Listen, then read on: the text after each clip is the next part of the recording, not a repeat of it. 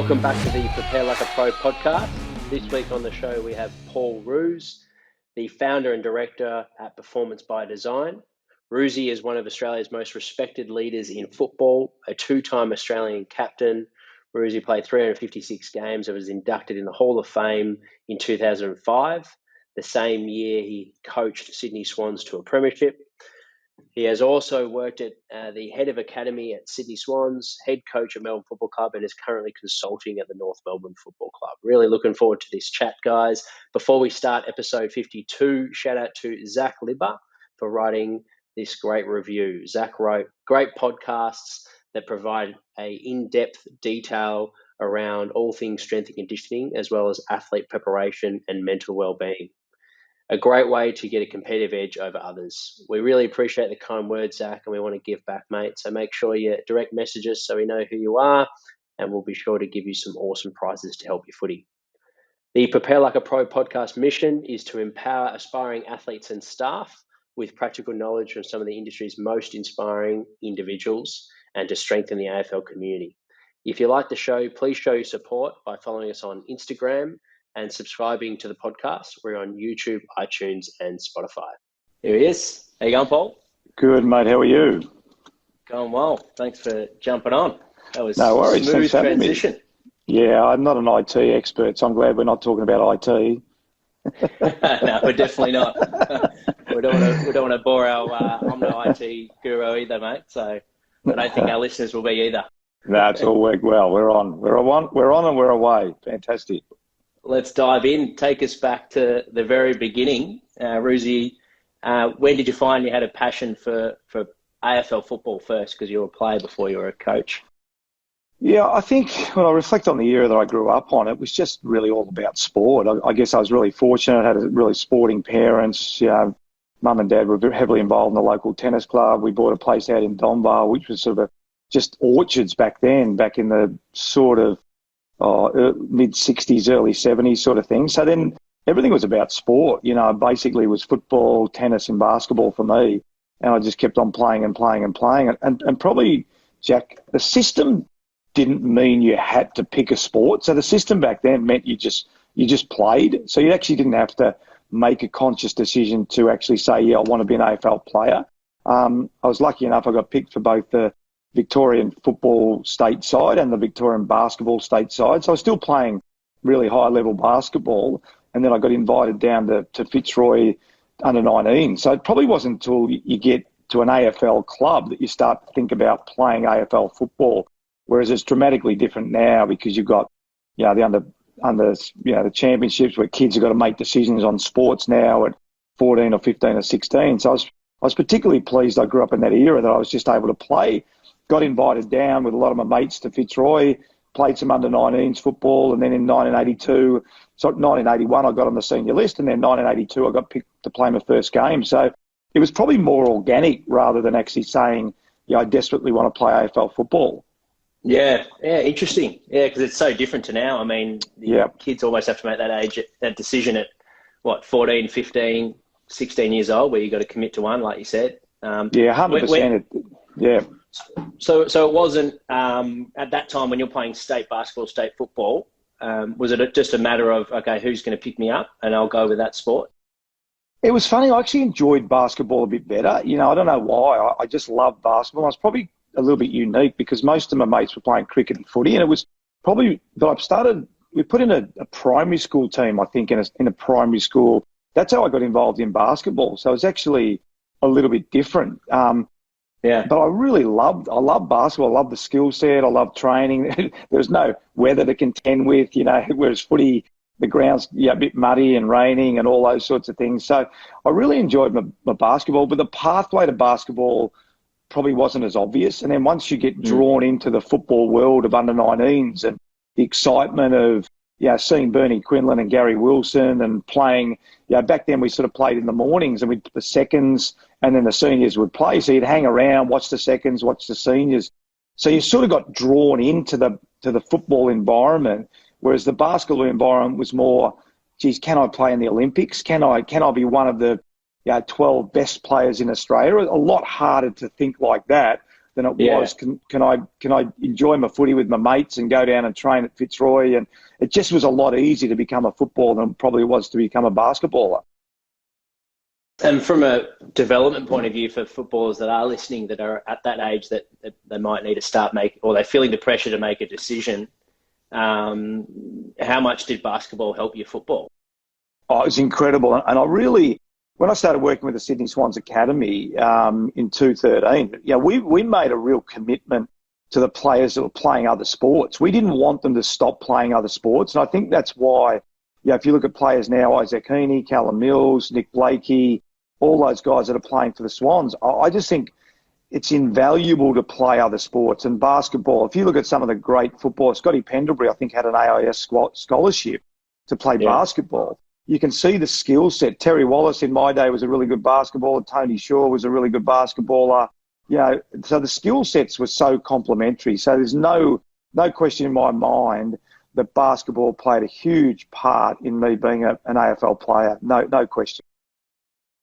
And what do you think those kids should do if they're in a similar position where they're loving both, they're playing both at a high level? Do you stick fat and just make it work, or do you think it's different now? You have to commit to one at a younger age? It probably depends on your time. Time is valuable. And also the problem you have now is when I was going through year 12, to be perfectly frank, I didn't study 1 minute. We had the system where it was a 2-week study opportunity. You had 2 weeks off school, and all your 100% of your marks went through to your end of year exam. So it was a dramatically different system. So I literally didn't do any study. So all I did was play tennis, basketball, and football. But I wouldn't recommend that now. So it probably comes back to your time. But don't underestimate the skill set that you will get from playing other sports. But you still, to be an expert in one, it's the old 10,000 hours, isn't it? You need to, if you find you want to be an AFL player, as long as you're getting enough reps in your handballs and your kicks, I would continue your basketball. If you're feeling that you're getting shortchanged and you mightn't have enough time to become an expert, then that's when you've got to make a decision. But my week, I could literally tell you still, my week was Monday basketball, Tuesday footy, Wednesday basketball, Thursday footy, Friday night basketball, Saturday morning tennis, Saturday afternoon basketball, training, Saturday night basketball, Sunday morning tennis, Sunday afternoon football. That's what my week looked like. So it was an incredibly fortunate position to be able to do that. And then I went to school pretty much from 9 o'clock till 3 o'clock during the day just to fill in time, really. Yeah, just to recover and kick the ball with my mates and throw baskets at research and lunchtime. So, it was a dramatically different time. Yeah, absolutely. And I mean, you build up that work capacity as well, don't you? And so then transition into professional sport as an athlete. I think that's a really good point, Jack. It's funny, I went to a seminar when I was coaching the academy, as I said, and there was a lot of fitness guys like yourself and physios and doctors, et cetera, and there was a theory, because of the lifestyle now, the more sedentary lifestyle of the kids, and I've just explained my lifestyle, that they have more injuries now when they get to 17 or 18 because the work rate bumps up so dramatically. So I've just explained what I pretty much did from a 10-year-old boy to when I played Fitzroy. So that was every week pretty much of every year. So you think about that in the amount of volume that was going through my body. That's not talking about riding a bike to my mate's house before I kicked the footy, on the off nights. So the amount of volume that was going through my body in terms of the physical intensity since I was 10, and now one of the theories is that because the capacity jumps up so dramatically once they get into these high rep squads, 16, 17, 18, their bodies just aren't used to it. My body was getting trained as a 10-year-old to play AFL footy. I didn't know it clearly at the time, but the amount of time, the physical exertion I put through my body from 10 to prior to playing Fitzroy was quite dramatic. Yeah, absolutely. And you were known for playing quite an attacking, almost like the modern day player now, really, back then. Did the basketball element transfer into your game, or was that just the way you played footy? Yeah, it's hard to say specifically, but there's no doubt. I think one of my great strengths was reading the game. I think I had an amazing capacity to know where the ball was going, and it's a really, as I look back now, I think it's a skill that's a lot of players don't have, and I always joke about with players that I played with, and they said, Roosy never picked up his man, and I always joke, well, there's only one footy. I've never seen two balls on a football ground ever. There's one ball, and if you've got the ball, the opposition haven't got the ball. So I think one of my great skill sets was just an incredible awareness about the game and where the ball was. And I think it did relate to basketball, because basketball's a 360 game, quick offense, quick transition to defense, boxing out, understanding, I was a point guard, so understanding, where my teammates were, how to find them, all those sorts of things. So, there's no doubt that contributed a lot to my success in football. Awesome. Oh, that's some great things for people to note down. And if you're playing a lot of different sports, don't rush into being a specialist too early. So that's we're off to a good start. That's exciting. How it not only helped you get there, but also play a long career with that work capacity, like you mentioned, and being able to play at a professional level, at a high level for a long time. With the journey getting into Fitzroy, and then as a player, were there some strong people that influenced your game, or were you very much someone that didn't have mentors and you sort of developed yourself? Not as much my game, although coaches is obviously, when the coaches allow you to do things. And I think the great thing with Roosy and David Parkin is, they allowed me to play to my strengths. They obviously coached me, and if I wasn't picking up my man or I wasn't doing things they liked, they were saying, no, you got to tighten up, Roosy. But more, they did allow me to play to my strengths. I think that was one of the great things about Robert Walls and David Parkin. Probably more the training aspect was the role models. As you know, Jack, is to have great training mentors and off-field mentors. That was the biggest thing for me. Gary Wilson, Bernie Quinlan, Laurie Serafini, Mickey Conlon. All these guys were really, really hard trainers, high performers back in the early 80s. There was no such thing as an off night, an optional night. They were always down practicing their skills, working hard. And they were also great mentors off the field. I remember going on footy trips, and some of the older guys, Peter Francis, Lee Carlson, we went to Hawaii one year, which was incredible. I mean, we had a pre-season camp in Hawaii, I think in 1983 or 1984. I mean, what an incredible experience for a 19-year-old to go to Hawaii. And it would be easy to get off track over there, and and we were training mornings and nights. But I remember, the senior players wrapping their arms around the young guys at night and saying, "Look, it's time to head home, boys. Let's get out of here. Let's get home." I remember, knocking the door in the morning. "Come on, Roosy, get up, get out of bed. Let's go. We're going to go to training." Those things, I don't think you understand at the time how valuable they are and how important they are. But the role model leaders that I had were just, and I can't thank them enough. When I look at how my life worked out, both from a family point of view and a coaching point of view, playing point of view, it wouldn't have happened, without those guys. No question, they had an incredible impact on my life. And did you seek them out when you came to the club, or was it, did they seek you, or was it a bit of both, like a two-way sort of communication? I think they were just such an approachable group. We didn't have any cliquey groups at Fitzroy, and when you got 60-odd players, a big group of players, and you got some genuine superstars of the competition, Bernie Quinlan, Brownlow medalist, Gary Wilson, top 5 player in the competition, but they were just really good people. And I think the environment that they created for the young players, just because of their behaviours, was incredible, And I think because they were so approachable and such good people, you couldn't help but watch and learn and listen. And the smart players that did it became really, really successful AFL players, and really it was just observation. And it was times when they'd wrap their arms around you and say, "Mate, come on, you can run harder than that, or you can do better than that." Or even in games, I remember even going through a tough period when my first year as captain, and Mickey Conlon grabbed me. He said, "Roosy, you never lose your ability, never lose confidence in yourself.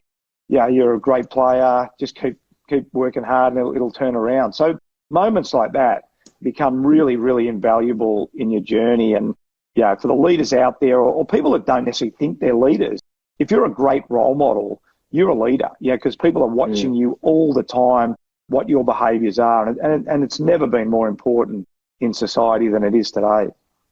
Yeah, absolutely. And that's something you're doing now at a professional level, and probably in your coaching career, you're quite well known for, certainly was the leadership. I guess that started from captaincy, but it probably happened a little bit earlier on, even seeing these guys. Like, when do you think leadership, does it start? Is it just something that is forever evolving as you're growing up as a person? Like, what's your take on leadership? Yeah, I think you're evolving. You know, I can only remember being captain, I think, once of my footy team, and I was captain of the state team in basketball a couple of times. But as a young kid, it's more a token. Oh, this is awesome. I'm the captain. You don't really know what a captain sort of does as a junior footy team. But then when you get into an AFL, the best player. Yeah. Yeah, and you don't do anything different really to anyone else, do you? Really, you just sort of, oh, this is pretty cool. I'll run through the banner first. If there's a banner, I'll get out in the ground before everyone else. That's pretty cool. But it's when you start getting to a footy club, you understand what leadership is, and learning from Gary Wilson, who was my first captain, was amazing. Yeah, his work ethic, I think it evolves over time. Learning from Robert Walls and David Parkin and all my coaches, all my teammates, all my players that I played with was amazing. So, and then I took over the coaching role in 2003, midway through 2002. So really, it's just a wealth of experience that I'd had. I think as captain of Fitzroy and going through a really tough period, I then did start to do things that probably most other captains weren't. You know, talking to players about, you know, their finance, them not getting paid, you know, things like that. So you sort of evolve into a leader, you know, because of the circumstances perhaps you're in at that particular time. So that had a big impact as well. You know, the conduit between the club and the players when we were going through really tough times, players coming to me, coaches coming to me, you know, executives coming to me, chairman, CEO. So I probably did have a lot of experiences along the way, which certainly helped me as a coach when I took over at the Sydney Swans. And did you see that from Gary Wilson? Like you mentioned, the hard work, but did you see the stuff behind the scenes? Like, were you aware that that's what leaders did, or was that just something you were thrown in the deep end and you just worked it out as you got the captaincy? Probably not as much because we were part-time. What I did see was a good person with great work ethic, and I thought to myself, well, if our best player has to train as hard as that and is such a good person, well, I should be a good person and train really hard because I'm nowhere near as talented as what he is. So it's really more organic. Bearing in mind for those listening, we were part-time. You know, we were working during the day and we were training, you know, 6 a.m., 6:30 in the morning pre-season, 5 o'clock at night pre-season and in-season. So there wasn't any time to establish, you know, behaviours and values and purpose and leadership groups and all those sorts of things. So it was more organic. And then I think it's the experiences. Once you get named captain, I think I was named captain in 1987. Yeah, that's when you start to think, well, yeah, gee, I'm getting talked to by the marketing people, the sponsorship people, the chairman wants to talk to me, the coach wants to talk to me more. And then it's just, you know, finding out your own leadership style based on what you've learned from the leaders that you've had as well. Yeah. And when did you, when did the full-time sort of component start for you, and how did you find that different workload, I guess, because then you're finishing your career as, you know, outside of football, and what was that transition like? Yeah, it was probably when I went to Sydney in 1995, and really that's when I became a full-time footballer, you know, and that's probably the transition for everyone into full-time football, and then guys coming in and, yeah, 8 o'clock on Monday morning, your main session Monday morning and Tuesday morning, and as you've experienced. So it's probably the mid-90s when it transformed. And then I think that's when the whole industry transformed, because we basically had players, so much more access to players. Yeah, so leadership had to transform because it would have fallen behind. Players would have been walking around going, why isn't a coach talking to me? Yeah, I'm at the club for 6 hours a day. Whereas if I'm at the club, you know, under Wolsey and I arrive at 4:30 and I'm on the track at 5 o'clock, and then we finish training at 7:30 and I have a shower and I get in the car, I don't care whether Wolsey speaks to me or not. Because to be perfectly frank, well, I haven't got time to speak to the coach. But a player in the mid-90s is walking around the club going, why isn't the coach talking to me? I've got a spare half hour, spare hour. You know, so you had to modify your leadership skills, and there was a new age of leadership coming in the mid-90s, no question. And is that when leadership groups started? Yeah, one of the best things I did was wrote down at the end of 1998 when I finished playing what I liked about my leaders and didn't like about my leaders, because I suspect we're in a new age. We are now transferring to top-down leadership where you tell, players listen, to an era where we had to discuss, and it was no longer players versus coaches. Yeah, so when I took over 2002, 2003, we embarked on a leadership program, as you know now, which is more than the norm. But Sydney were the first ones to do it, set of behaviours. Awesome. Pick a leadership group based on voting, and then pick a captain based on who's in the leadership group, and that was happened to be Stewie Maxfield. And then it was coach players communicating every single day, formally, 2 or 3 times a week, me talking to Stewie all the time about how the players feeling, are they behaving correctly, am I coaching well? And also that document I wrote down held me accountable. That was an audit for myself, and I had that document in my desk for 8.5 years, coaching Sydney, and 3 years, when I coached the Melbourne Footy Club as well. So it was by far the best document I did, and I'm so grateful I did. And we set up a really strong empowerment system at the Sydney Swans, and I did it for 3 years at Melbourne as well. So what were some of the things you wrote down on that document? I'm intrigued. What's a good leader?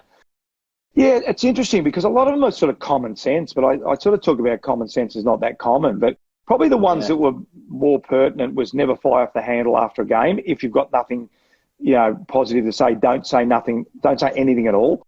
That was probably the number one thing I saw from coaches destroying relationships after a game. And you've got about 3 or 4 minutes to walk from the coaching box down to the change rooms. You've lost the game. A assistant coach has yelled something in your ear with 30 seconds to go. Oh, why did Kirky do this? So, of course, the first thing you do is start yelling at Kirky.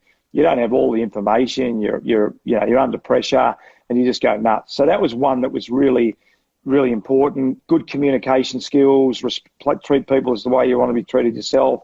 A lot of them are really simple. Be really specific at quarter time, half time, 3/4 time. Just don't abuse players. Come up with solutions.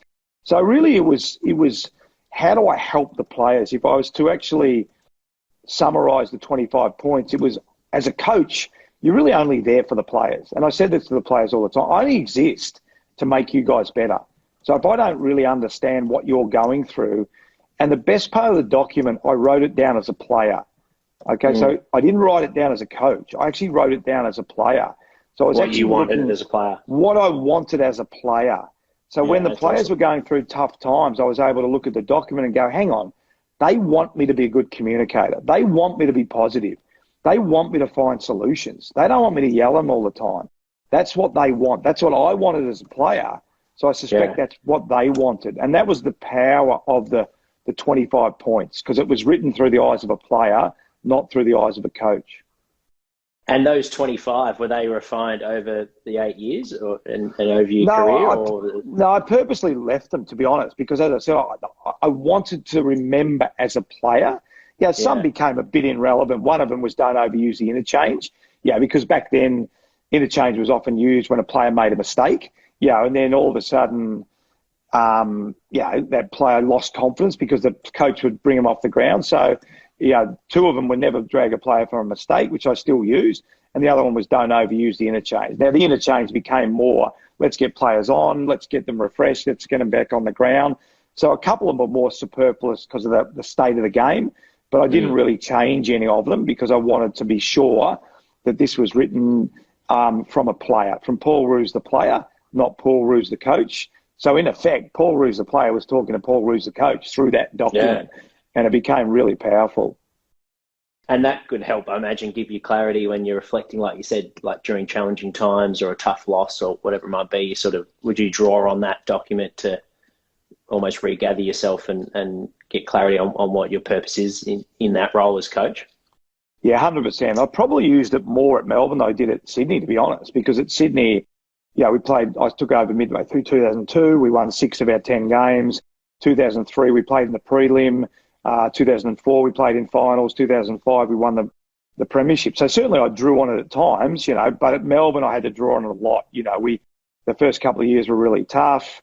At one stage, I think we lost 10 games in a row at Melbourne. So I was really drawing on a lot. So, and that was, 2000 and, 2014, going to 4. So that was, I wrote it in 1998. So a long time after I'd written it. So I used it. It was really invaluable then. Be positive, find solutions. Don't yell at the players. Don't rant and rave after a game. So you can imagine what it was like at Melbourne. So I was able to use that a lot and held myself accountable to what, And I ask of people that are in a leadership position, are you the leader you wish you had? All right, I'll say that again. Are you the leader you wish you had? Or are you doing things that you're just doing because the leader did them to you and you hated them? You hated them, but you kept on doing them because it just became a leader. A habit. Are you the leader you wish you had? Yeah, that's awesome. Love that. That's a great quote for everyone to write down. Why do we have a tendency? I guess it makes sense. Like you just copy. It's a bit of you just copy what you see, right? And if you just think that's the model that I've got to do, and then an issue can happen with leadership where that model, you might be a different leader to who that leader was. Like that leader might have done a really good job with that component of leadership, and your style is completely different. So how important is it to find your style as a leader? Or is there just a universal way that humans work with leadership? Yeah, we do a lot of profiling at Performance by Design. I think and the reason we do it is understanding yourself and understanding your others. Okay, so that's really important to understand what your natural tendencies are. Yeah, because my leadership style is naturally, even if David Parkin and I coached in exactly the same era, he's a different person to me, and he sees the world differently to I do. So it's really important. Self-awareness as a leader is really important because you don't want people going, oh, that sounded like David Parkin talking. That didn't sound like Paul Roos. Or for David Parkin, gee, that sounded like Paul Roos talking. But I also think you've got to be clear that there's some certain things that you need to be good at to be a good leader. Empathy, authenticity, honesty, communication. So there's some non-negotiables as far as I'm concerned. But the way you will do that will depend more on your style as a person. I will communicate slightly differently to David Parkin. The way I look my authenticity will look different to Alistair Clarkson, John Longmire, Ross Lyon. But I suspect, we're all doing similar things in that environment. So I always say this: don't let who you are stop who you want to be. All right, meaning, if I'm, my profile suggests it's really hard for me to have hard conversations. You have to have hard conversations as a leader. So don't let your profile determine the fact that you can let people get away with blue murder. Equally, if you're a really hard person naturally, you're going to have to wrap your arms around people. So don't be hard on everyone. And there's times to be hard and there's times to wrap your arms around people. So it's both. It's inherent, but you can learn the skill, and it's important that leaders learn those skills to become better leaders. Okay, so leadership is something you can work on, and it's just having the awareness, whether it be like you said with Performance by Design, you have like a questionnaire, it sounds like, and you profile them and say, this is your strengths as a leader, this is some areas you need to work on. And is it just a matter of actioning those areas you need to work on and then sharpening your strengths, like practicing? I think one of the biggest problems, Jack, is we promote people because of technical expertise. Now, there's nothing wrong with that, but we actually don't work on their leadership capability. So let's, for instance, say, we use football as an example. An assistant coach at a football club basically looks after, and you've seen it, probably about 8 players directly, and an area. Let's say the midfield area. A senior coach has 44 players, plus the medical staff, plus the fitness staff, plus deals with the marketing, the sponsorship, the board, et cetera, et cetera. It's similar in an accounting firm. You might be a really, really good accountant, and suddenly you're being promoted through your competence. All right. So we just don't work enough on what leadership is. And it's regardless who it is. So my message to everyone listening, work on your leadership capabilities. What is authenticity? What is empathy? What is self-awareness? What is communication? What is honesty? And because there's this notion once you get to a leadership position that you have to know everything. That's absolute crap. I've met some of the best leaders and they've all got weaknesses. But what they're really good at is asking questions and saying, I don't know. I don't know. Let me find that answer out. I tell you what, if you've got a leader that says constantly, look, I don't know, I'll find it out, he's a good leader. Or ask questions. Jack, sorry, I know we were in a meeting yesterday, mate, and I actually didn't really understand what you're talking about. I know I'm the CEO, but can you just explain to me a little bit more about, because that was a great point you made. Great leader, asks questions, says he doesn't know all of it, and continues to work on himself and has great self-awareness and doesn't have a massive ego. Leaders with massive egos, they're dangerous. They're incredibly dangerous. Hard to work with, and they're dangerous. They really are. They're incredibly dangerous because they create a really, really bad environment for everyone else. And the self-awareness has popped up a few times. What are some things that people who are listening can do to increase their self-awareness on their strengths and the areas they need to work on as a leader? Ask someone around you. Ask your 5 best friends. How would you describe me? Ask them. If I said to Tammy, for those who don't know, Tammy's my wife. I said, Tammy, how would you describe myself in 3 words? I said that Dylan and Tyler, my 2 boys, and then maybe grab Johnny Blakey, Rossi Lyon, Alistair Lynch, Brett Stevens. Guys, can you so ask the people around you how they see you. I think you're passionate, driven, but stubborn. Oh, okay. Gee, I didn't realise it. I'm stubborn. Explain to me how that manifests. Well, we'll get into a conversation. It sounds like you're listening, but you've already made a decision. Okay, so ask people around you how they see you, and it's really, really important to listen to what they say, but also ask them questions. How does that stubbornness manifest itself? Okay, can you let me know next time I'm being stubborn? Can you say, look, Roosy, stop being stubborn? Okay, fantastic. So ask people around you. It's a really good way to understand yourself, how they see you. Your closest people, that makes a lot of sense. How they see it, and then you can see trends. And it's great way to get some feedback, and then, like you said as well, it doesn't stop there. Just trying to continue to get feedback from your closest peers on when you're doing it, so then that will naturally build that self-awareness over time, won't it? Where you'll notice it before it actually even happens that you're going down that route. Yeah, 100%. And also the other thing to do, Jack, is write down how you want people to see you. How do you want to be seen as a leader? Because they might be dramatically different. And if they're dramatically different, then you've got a problem, because if let's say I want to be supportive, honest, and trustworthy, and all of a sudden I ask my 5 or 6 best friends and they go, well, you're not that, you tell a few lies. You cut us out a lot and you're stubborn. Suddenly there's this massive disconnect about what you want to do. So now you've got this nice little roadmap to close the gap between, how you see yourself or want to be seen. And it's just a really good way to audit yourself all the time. What do I want to be? How do I turn up every single day? And then get some accountability partners, which is really, really, I did this really cool course with my son and a couple of his mates on Momentum Lifestyle. And it was a lot around that. It was a lot around, what is your purpose? What's your personal brand? So it was fantastic from a personal development point of view. So anyone looking for that, get on the Momentum Lifestyle website or their Instagram, because it was really even eye-opening for me. It was great for me to do another leadership development, personal development course to be able to look at myself. And my business partner tells a great story, which I'm sure he doesn't mind me telling it. We did the profiling, and so my business partner got his profile and said to his wife, "Oh, have a look at this shit. Look what they've written in this profile."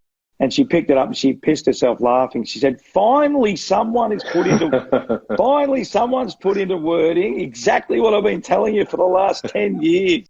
That's why it's really fascinating. It can be confronting, but again, self-awareness oh wow, thanks for that. Now, what do I want to be? What do I want to work on, and how am I going to get to place, that I want to get to? But it's pretty cool when it happens. We have some great conversations around, the profiling, which is really interesting. Yeah, absolutely. So went into from Sydney to Melbourne, and then what have you been doing since coaching? I know Performance by Design is a business of yours. For those that aren't aware of your role there, what is Performance by Design, and what do you do? Yeah, so there's 4 directors. We got together about 3 or 4 years ago, and we've got a number of staff as well. And really, we work on that more from a corporate point of view. What are your values? What are your behaviours? I notice a lot of companies have got the values on the wall, but they don't really live them and breathe them. So sorry, I'm just putting my AirPods away, mate. Their batteries are running out. So for those of you out there, just bear with me. You got me still? I'll let you know when we can hear you. Yep, we can hear you now. Yep. Yeah, perfect. So what we do is we bring behaviours to life. I guess that's the best way to say it. We sort of identify what's not taking them to where they want to go to, and how they want to get there. So we really bring our behaviours to life. Yeah, we work a lot.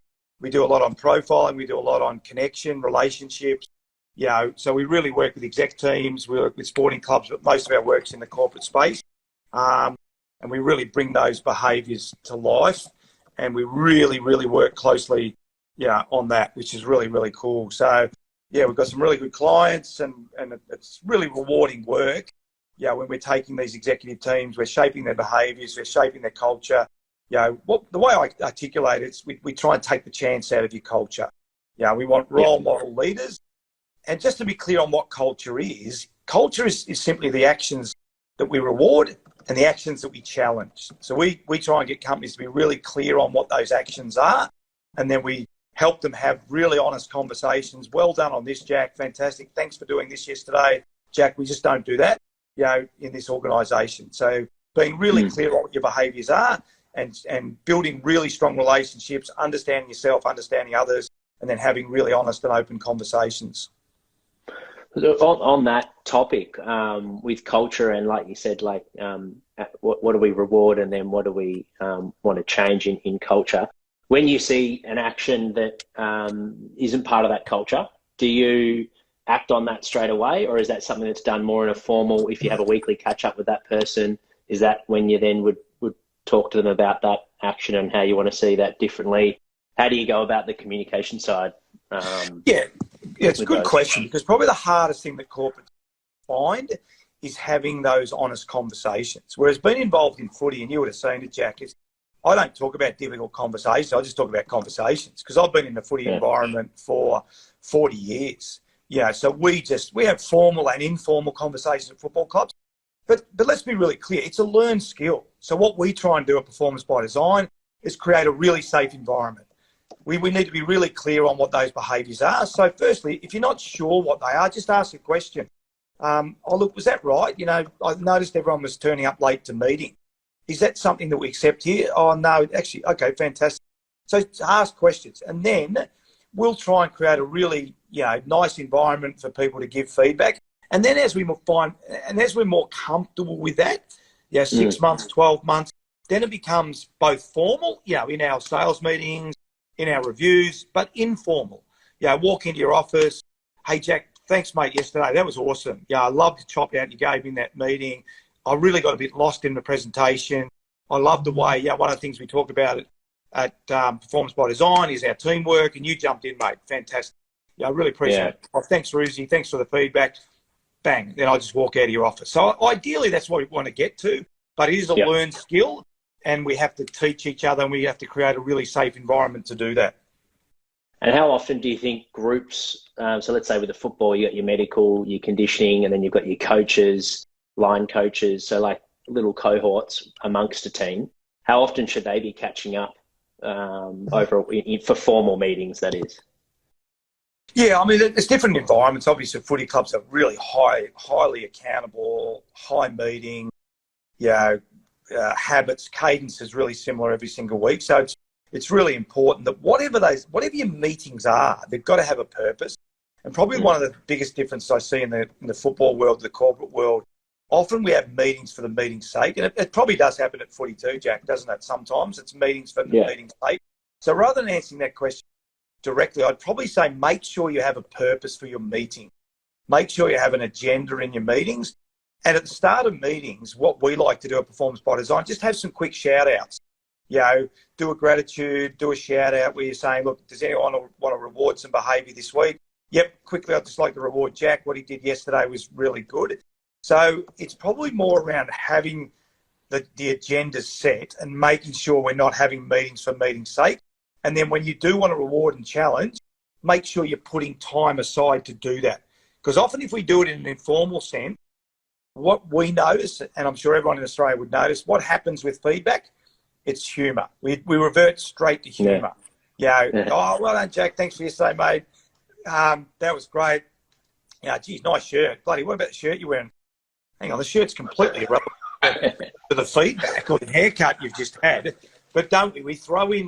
We often throw in humour, so then it dilutes the feedback. So we have to create an environment that we're really clear on what we're doing at any one particular time. And is that just a bit of comfort, the humour, do you think?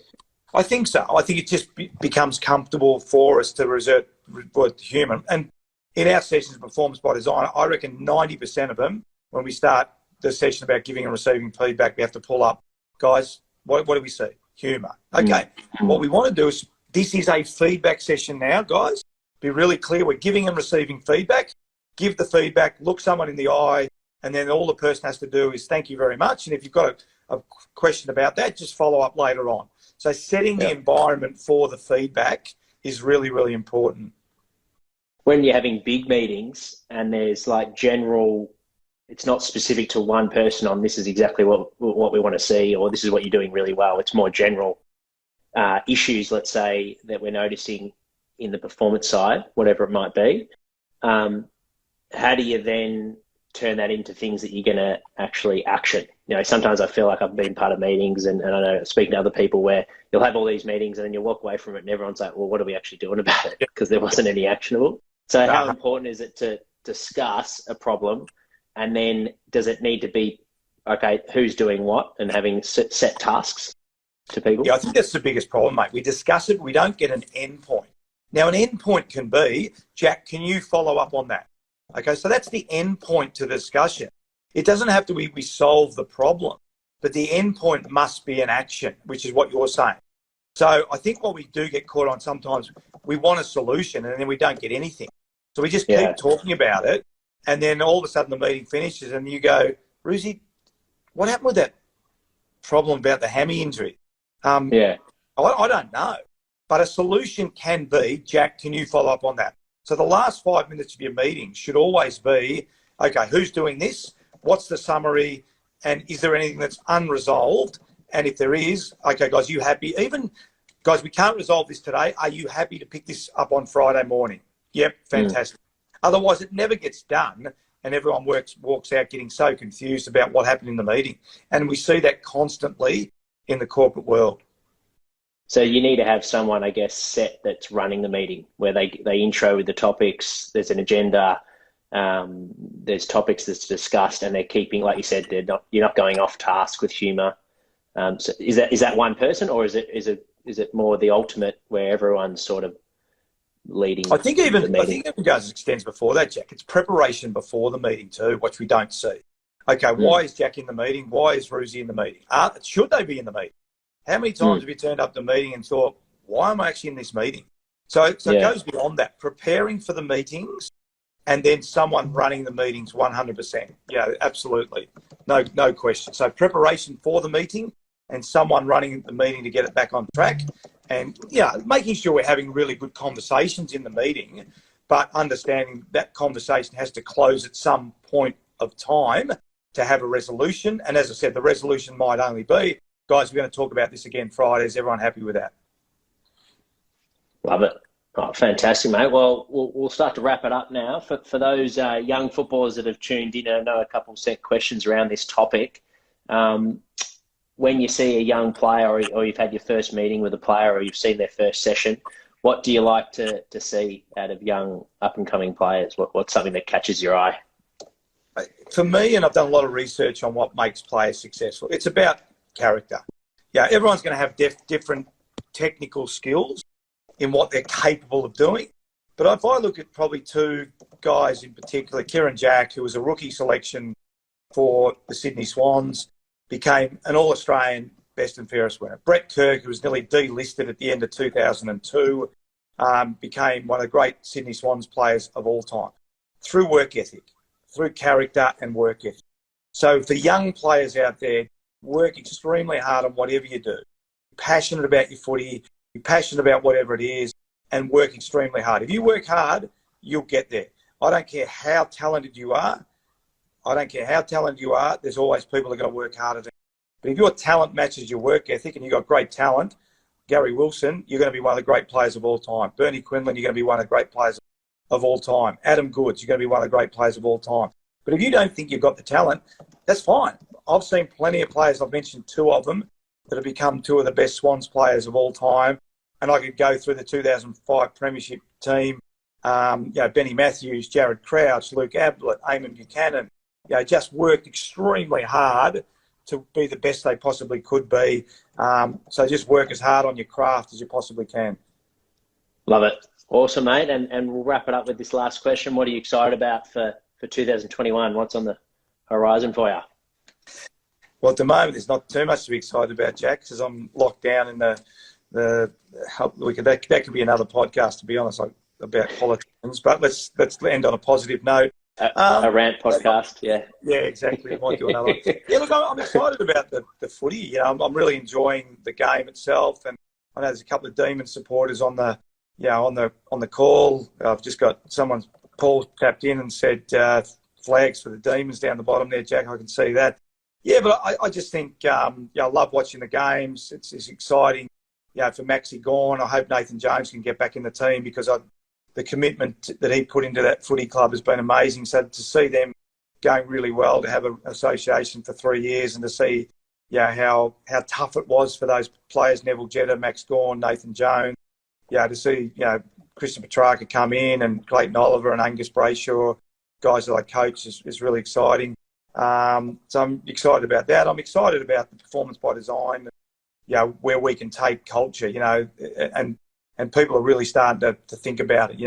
How's my culture? What do I need to do? And I also feel, Jack, that you and I spend a lot of time in you in particular. We've got to get healthier as a nation, as worldwide. We've got to start looking after ourselves better.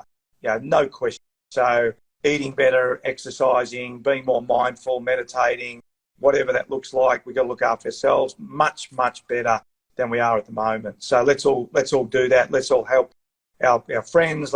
People are doing it really tough in Melbourne. If you can get to a takeaway place, if you can buy something from a shop online, if you can help someone, let's reach out, because the politicians aren't going to do it, so we're going to have to do it ourselves. Fantastic. What a great way to wrap it up, mate. Thank you so much for your time and sharing your experiences over your journey. And really appreciate all the gems you've provided throughout the last sort of 45 minutes, mate. Thank you so much. Thanks, guys. And to Paul, I would pick Nathan Jones, definitely, 100%. Love him. Good on you guys. Enjoy. Thanks for having me, Jack. I really appreciate it. Cheers, Roosy. Hi, I'm Jack McLean, an AFL football strength and conditioning coach, and I want to introduce you to the Prepare Like a Pro Academy. Our academy is a subscription-based platform where you can sign up to be a part of our community. If you get to the end of each episode of the podcast and are hungry for more, this is for you. Designed for aspiring AFL athletes and staff, you'll receive heaps of bonus weekly content, learn who the guests are in advance, and submit questions. Access to our Facebook group with Jack and other Prepare Like a Pro coaches. You'll be able to receive merchandise, program discounts and freebies, and get free access to our live events, exercise technique database, and much more. This is a great way for you to support the podcast, and it helps me with production and release of epic content for you guys each week. Your contribution goes a long way in making the Prepare Like a Pro community possible, and just for $5 a week, you'll have access to all of this special content released on our Academy forums. There's no lock-in, and you can cancel absolutely anytime.